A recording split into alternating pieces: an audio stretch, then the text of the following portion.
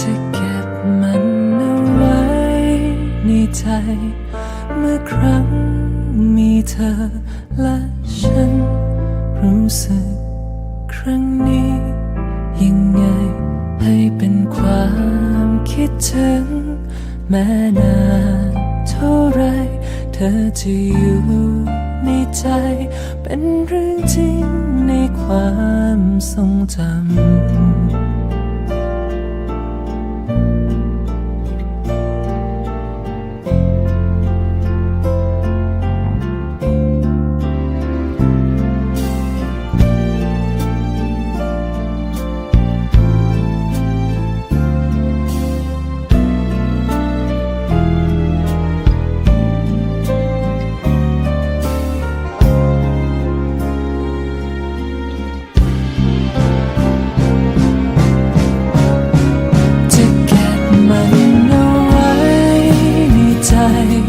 เพราะฉัน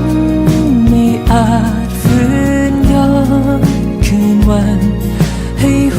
วนได้ไหมทันได้เพียงคิดถึงนับจากนี้ไปเธอจะอยู่ในใจเป็นเรื่องจริงในความทรงจำ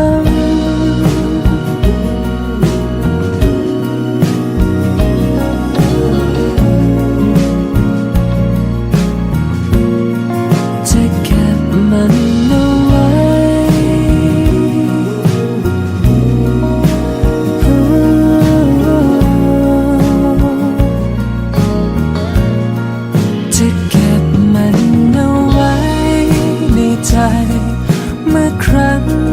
มีเธอและฉันรู้สึกครั้งนี้ยิ่งใหญ่ให้เป็นความคิดถึงแม้นานเท่าไรเธอจะอยู่ในใจเป็นเรื่องจริงในความทรงจำ